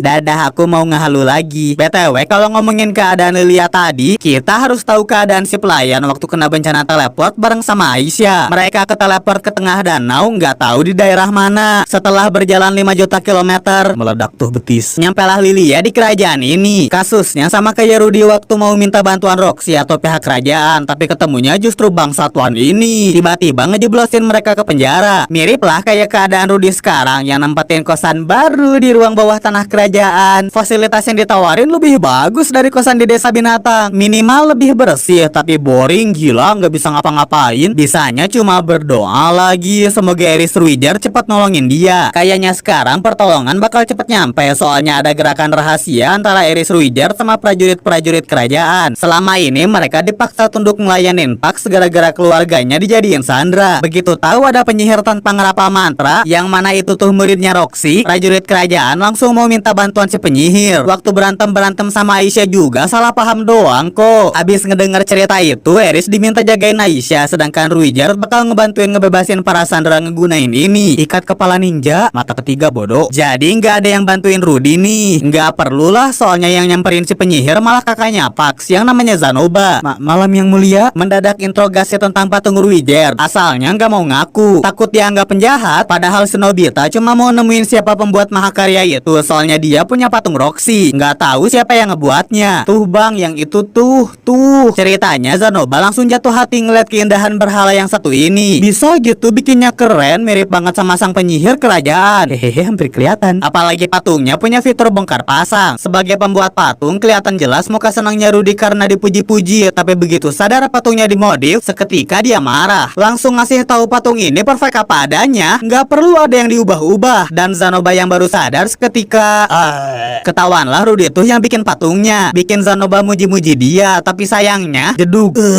Monyet, anjing, babi, gajah, jerapah. Segel sihir ini ngeganggu jalan wibu patungnya Zanoba. Ya di zaman modern emang mirip para wibu bau bawang sih. Dimanfaatin deh otak wibunya. Rudi bakal ngejadiin Zanoba muridnya kalau bisa ngebuka segel ini. Gampang yang mulia. Tiba-tiba dia keluar, terus kedengeran suara ribut-ribut penjaga sampai Eris yang sembunyi aja jadi kepo. Kalau katanya Aisyah, para penjaga bawa alat buat menangin Zanoba, soalnya penampilan dia menipu. Dikirain kan lemah kayak wibu-wibu biasa, padahal aslinya Zanoba adalah wibugar yang dikenal sebagai penghancur kepala, dan korbannya sekarang adalah Pangeran Pax. Nggak peduli dia dihalangin penjaga sebanyak apapun, pokoknya mau bawa si Adi ke hadapan calon gurunya, nyuruh buka segel yang dia bikin. Pax juga nggak bisa nyuruh para penjaga lagi, soalnya Ruijer diam-diam udah ngebebasin keluarga mereka. Kepaksa Pax ngebuka segel Rudi, terus Zanoba kasih sulap dulu sedikit. Sulap kekuatan seorang wibugar. Akhirnya masalah besar di kerajaan ini selesai, cuman kegampangan selesainya. Memang wibugar penyelamat bangsa ya, dan kejadian tadi bisa berhasil berkat Ruijer sang super. Satu lagi masalah yang bisa diatasin dead end, dan yang terpenting nyawa Lilia Aisyah terselamatkan. Master terbang. Alas ya boy, ya. Hashtag ampun wibugar. Berhubung Roxy nggak ada di sini sama saran dewa manusia udah selesai, Deden mutusin ngelanjutin perjalanan. Diam-diam Lilia manggil Rudi mau ngasihin kotak Pandora. Isinya beneran punya Roxy, juga ada hadiah dari Silpi buat ulang tahunnya. Diinget-inget perjalanan dia emang udah jauh, kurang lebih udah 1 jam di video ini. Dan Lilia ngucapin selamat ulang tahun buat penyelamat kecilnya. Bersyukur semuanya selamat. Gak lama kemudian Aisyah nyamperin Super Elite Agent. Asli real ngefans ke dia, makanya minta diajak pergi berpetualang bareng. Sebisa mungkin gak mau ketemu kakaknya yang sampah. Sayang permintaan itu ditolak, tapi sebagai gantinya Rudi ngasih ikat kepala sebagai kenang-kenangan. Seneng kok Aisyah dan Lilia bangga putrinya bisa akrab bareng sang kakak. Lebih bangga lagi begitu tahu Aisyah sadar Rudi kakaknya. Duh, pinter banget anak mami. Ya, Super Elite Agent ketahuan. Oh iya, nasibnya para pangeran, mereka diasingin dari kerajaan ya, sedangkan Deden ngelanjutin perjalanan yang sebentar lagi bakal selesai. Di perjalanan yang sekarang, mereka ngelewatin wilayah bersalju, nginap sebentar di puncak sambil nontonin hewan Hasana yaitu naga merah. Separingan sama Ruijert juga tetap dilanjut, dan setelah 1 tahun lebih latih tanding, akhirnya Ruijert ngakuin Eri sebagai seorang pejuang. Emang belum pernah menang sekalipun, tapi perkembangannya cepet banget. Gak nyangka dipuji Ruijert, minta Rudy mastiin ini bukan mimpi. Ya udah si penyihir cute, tonjok motor. Seenggaknya barusan jadi bukti ini semua kenyataan. Si Super nggak akan nganggap mereka lagi sebagai bocil, apalagi perjalanan makin penuh tantangan. Sesekali kelihatan agak terbang, Eris pengen nyoba ngelawan, cuman buat anak jangan coba-coba. Bisa aja Ruijert nggak sanggup melawannya. Malah konon katanya, kata subtitle, 7 kekuatan besar yang dulu pernah diceritain sekilas nggak bisa dengan mudah ngalahin para naga. Rudy jadi penasaran 7 kekuatan besar yang dianggap legenda beneran ada atau enggak, dan sesaat kemudian teman-temannya seketika nge-freeze, ngerasain kekuatan besar dari sosok yang ada di ujung jalan kenangan. Muncul om-om garang sama mbak-mbak bertopeng ngelawatin mereka begitu aja. Ruijert nyuruh pada diam kalau nggak mau bernasib sama kayak sapi pembawa barang mereka yang mendadak.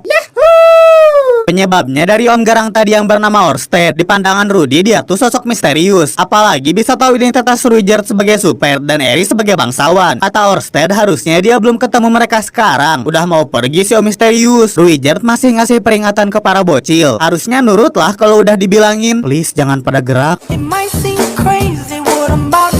Ngapain coba Rudy manggil balik Orsted? Kenalin diri sebagai anggota keluarga besarnya Eris pula. Orsted ngerasain banyak kejanggalan. Mulai dari Rudy yang gak takut ngeliat mata dia. Ayahnya Rudy harusnya gak punya anak laki-laki, punyanya Aisyah Norn doang. Sampai akhirnya si bocil nanya tentang bencana teleport. Tiba-tiba Orsted nyerang karena nganggep Rudy itu bawahan dewa manusia. Masih sempat diselamatin Zilong, walau sesaat kemudian Ruijert kalah by one. Kali ini Eris yang ngegeng, tapi gimana bisa nolongin kalau bodyguard terkuat mereka aja kalah. Dari mata iblisnya Rudy dapat gambaran leher dia bleberan, langsunglah dilindungin. Ya udah, Orsted ganti tempat nyerang. Nyawa Rudy dalam bahaya, dan sebelum dia lewat, Orsted titip pesan, Dewa Naga Orsted akan memburu dewa manusia. Ternyata belum pada nyerah. Eris ngalihin perhatian musuhnya sebentar dengan sihir. Loh, gagal casting. Sehingga Rudy bisa nyerang diam-diam. Serangannya belum berhasil, dan sialnya sekarang si bocil kena anti sihirnya Orsted. Langsung ngejauhin diri supaya keluar dari areanya si Dewa Naga. Kini sihirnya nggak keganggu, cuman Orsted juga punya cara sendiri buat bertahan dari serangannya Rudy. Harus diakuin kekuatan si bocil memang kuat, tapi identitas anomali kayak Rudy harus didonatkan. Bang, donatnya 1. Perlahan kesadaran dia menipis. Baru juga tinggal sebentar di isekai, masa harus berakhir gini? Harus ninggalin Ruijert padahal belum ngebersihin nama Super. Harus ninggalin Eris yang teriak-teriak sendirian di tengah gunung salju yang sunyi. Dan begitu sadar, Rudy ketemu sang dewa manusia. Sebentar lagi dia jadi hollow. Tapi ya apa sih yang bisa dilakuin Rudy sekarang? Udah kepalang jadi donat juga kan? Mangat dong manis. Dimulailah ceritanya tentang Orsted sang dewa naga yang katanya musuhnya dewa manusia. Dia nggak bisa ngasih saran soalnya di mata dewa manusia Orsted tuh Ini manusia tembus pandang. sebenarnya di isekai ini ada sesuatu yang disebut kutukan. Contohnya Orsted punya 3 kutukan, dan salah 2-nya Orsted nggak bisa dilihat dewa manusia. Terus orang-orang biasa nggak bisa natap matanya si dewa naga. Dari situ Orsted nganggep Rudy itu lawan soalnya nggak kena efek kutukan dia. Selain itu suku Super juga kena kutukan, asalnya dari dewa iblis Laplace yang dulu pernah ngasih tombak ke Super. Kabar baiknya kutukan itu semakin menghilang kok berkat usaha Dead End nyebarin kebaikan. Jadi usahanya Rudy nggak sia-sia, dan cuma itu doang yang jadi pikirannya. Rudy nggak peduli dewa mana yang jahat atau dewa manusia sama Orsted punya masalah apa. Pokoknya akhirnya dia bisa rebahan dengan tenang, bisa ngelanjutin hidupnya entah di surga atau neraka. Padahal dewa manusia mau ngasih tahu Rudy masih hidup. Ternyata beneran dong dia kembali lagi. Katanya Orsted nyembuhin dirinya abis disaranin Bamba bertopeng yang aslinya bernama Nanahoshi. Bingung sih bisa berubah pikiran si instan itu, malah lebih lamaan bikin Indomie. Mau gimana pun juga Rudy kembali bareng temen-temennya. Bersyukur bisa bareng-bareng lagi. Minta maaf udah bikin Eris khawatir sambil meluk erat-erat. Sekalian cari kesempatan ya. Buat sekarang sebaiknya mereka semua istirahat. Walau nggak segampang itu bagi Rudy. Abisnya kejadian kemarin bikin dia beneran trauma dan kebangun dari mimpinya. Untungnya Ruijert udah bisa jadi satpam lagi. Cuman tetap bikin kaget gara-gara tiba-tiba ditanya siapa itu dewa manusia. Kepaksa Rudy ceritain semuanya. Cerita saran-sarannya Dewa Manusia, termasuk cerita Super kena kutukan Laplace dan usaha mereka ngembaliin nama baik Super membuahkan hasil. Aduh, terharu. Terima kasih Rudy udah mau terbuka. Terus nggak perlu khawatir, party Deden bakal selalu jadi party yang solid. Sambil ngelanjutin perjalanan, Rudy nyoba belajar sihir baru, belajar mahamin konsep anti magic or state biar pas ketemu si Dewa Naga, seenggaknya bisa ngasih perlawanan atau kabur. Sedikit demi sedikit, wilayah hijau yang mereka lewatin berubah jadi gelap, soalnya mereka udah masuk ke wilayah yang kena bencana teleport, ke desa tempat tinggalnya Rudy. Seketika kenangan indah masa kecil menuhin pikirannya. Cuci-cuci, jemur-jemur. Banyak memori mengharukan yang tertinggal di ruang tengah ini. Memori-memori yang gak akan pernah bisa terulang lagi. Segalanya pupus menjadi debu. Wah, pemandangannya bagus. Dengan sampainya party Deden di desa Rudy, itu berarti tugas bodyguard Ruijert udah selesai. Si Super ngucapin banyak terima kasih kedua bocil yang gak sengaja dia temuin. Terima kasih udah ngasih banyak pelajaran bahwa banyak jalan buat jadi orang baik. Tanpa usahanya Rudy yang mau ngebantu ngebersihin nama Super, mungkin sampai saat ini Ruijert masih diam di tempat nggak ada kemajuan. Nggak peduli tindakannya Rudy tuh saran dari Dewa Manusia atau bukan. Yang jelas bagi Ruijert, orang yang ngebantunya adalah seorang pejuang bernama Rudeus. Nggak lupa dia bangga sama kemajuan Aeris, bahkan sanggup ngehadang salah seorang dari 7 kekuatan besar. Buat terakhir kalinya, Ruijert minta diizinin sekali lagi aja dia boleh perlakuin Rudy Aeris layaknya anak-anak. Kalau punya Roxy yang dititipin juga jadinya boleh dibawa si bodyguard. Akhirnya setelah perjalanan lama nan jauh, inilah saat-saat party Deden bubar. Jalan ke tujuan masing-masing, berpisah dengan ninja botak.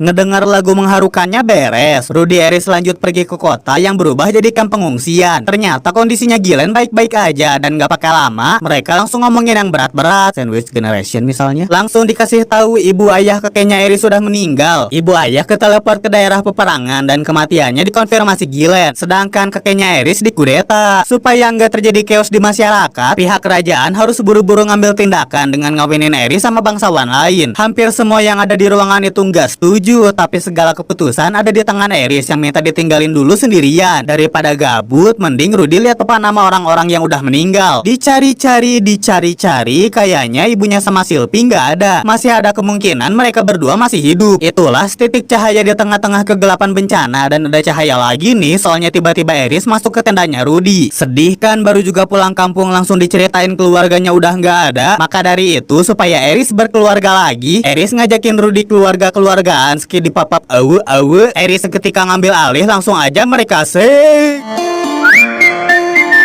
malam pun berganti pagi dan halo dunia. Pagi ini Rudy ngerasa jadi Starboy. Semua yang dia lihat happy. Apalagi makin bahagia kalau udah bangunin ayah. Aneh, Aeris mendadak hilang. Potongan rambutnya berserakan, tinggalin satu surat yang isinya nggak kebaca. Suratnya cuma ngasih pesan mereka berdua nggak cocok. Nyoba nanya ke si pelayan, tapi cuma dikasih tahu Aeris pergi berpetualang sama Gillen. Rudy nggak boleh tahu kemana sepupunya pergi dan nanti Aeris bakal dimasukin ke list orang meninggal biar nggak kawin paksa. Inilah kisah hidup sang isekai Kiawan yang baru berumur sekian tahun lagi merasakan pahitnya pare dan jadi pemenang ekspresi sedih yang lebih bagus dari Boruto. Alhasil dia maunya meringkuk seharian, gak mau ngelakuin apa-apa. Sedangkan orang yang bikin sedihnya asik berburu monster. Alasan Aeris pergi bukan gara-gara benci atau gara-gara Rudy mainnya noob, tapi karena ngerasa dirinya gak pantas buat ngedampingin penyihir hebat kayak sepupunya. Dia pengen jadi semakin kuat, jadi semakin mandiri supaya suatu saat bisa bareng-bareng sama orang yang Aeris cinta. Orang yang selalu semangat dalam menghadapin situasi apapun. Padahal kali ini Rudy sama sekali nggak punya semangat. Masih kalah tuh dari para figuran yang bahagia menyambut datangnya hari baru yang cerah. Di saat teman-temannya terus melangkah, terus ngembangin diri masing-masing, Rudy terus ngurung dirinya gara-gara ditinggal Aeris. Ngingetin lagi ke trauma lamanya. Dulu waktu masa-masa sekolah, dia cuma nunggu murid-murid yang nyela antrean, tapi malah diganggu habis-habisan sampai diikat di gerbang sekolah loh. Sejak saat itu Rudy ngurung dirinya dalam kamar, gak mau ketemu siapa-siapa, gak peduli apapun. Meski orang tuanya yakin, kamu bisa nak.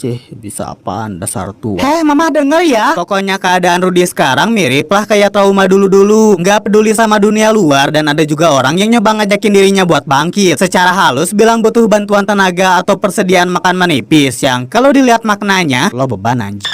Bukan cuma Rudy aja yang menderita akibat bencana teleportasi, tapi dia tetap milih jadi sad boy. Sayang dunia nggak akan berhenti walau Rudy cuma diem ya. Misalnya Wizard yang berpetualang sambil nolongin orang-orang sekaligus ngenalin dirinya sebagai super. Nggak pada takut tuh orang-orang karena super itu udah nyelamatin mereka. Justru pada ketawa bareng-bareng karena cerita-cerita serem turun-temurun tentang super beda jauh sama super botak yang mereka temuin. Di belahan dunia yang lain juga, orang-orangnya pada sibuk pesta dan kayak waktu pertama kali kita lihat, Kirisika nggak punya uang, kepaksa harus dibayarin Roxy. Masih ngaku-ngaku loh dia adalah Great Emperor Demon World, masih nawarin hadiah atas pengabdian si penyihir. Ya udah deh, coba cariin keluarganya Rudy kalau bisa. Walah gampang. Keadaan Lilia Aisyah udah ketemu lagi sama Paul, sedangkan pabrik yang produksi Nor harus dicari benar-benar dan perkiraan lokasinya ada di sebuah kota labirin. Seenggaknya Roxy tahu ibunya Rudy masih hidup, terus sang pemimpin dunia iblis pun sekejap menghilang. Sempat dikasih tahu keadaan Rudy yang dah lah sana abandon AFK selamanya jadi penghuni epic. Tapi Roxy percaya muridnya yang jenius bisa bangun dari keterpurukannya. Yang ngertiin keadaan cuma Rudy sendiri sih. Entah dia mau ngelanjutin hidup atau ya udah pasrah. Semuanya nggak berarti bagi si bocil penyihir sampai akhirnya Rudy mimpiin ibunya. Mimpiin memori bahagia sewaktu semuanya masih lengkap. Memori tentang ibu isekainya yang bangga ke Rudy, bersyukur Rudy hadir di dalam hidupnya. Seketika dia sadar ada ibunya yang butuh pertolongan yang harus dia selamatin. Dan inilah akhir dari alur cerita Mushoku Tensei Season 1, di mana Rudy ninggalin traumanya dan mutusin ngelangkah keluar mulai kembali kehidupan isekainya. Waduh, panjang juga ya cerita yang sekarang. Aslinya cerita Mushoku Tensei masih jauh loh. Banyak misteri-misteri yang masih nunggu buat diungkap. Salah satunya Sylvie yang keteleport ke tempat terpelajar gitu, tapi kok rambutnya jadi putih. Kayaknya bisa nih dilanjut ke season 2. Cuman sebelum itu, kalian pada suka apanya sih dari anime Mushoku Tensei? Ceritanya seru, perkembangan karakternya bagus, atau jangan-jangan suka sama scene-scene berbahaya kayak gini?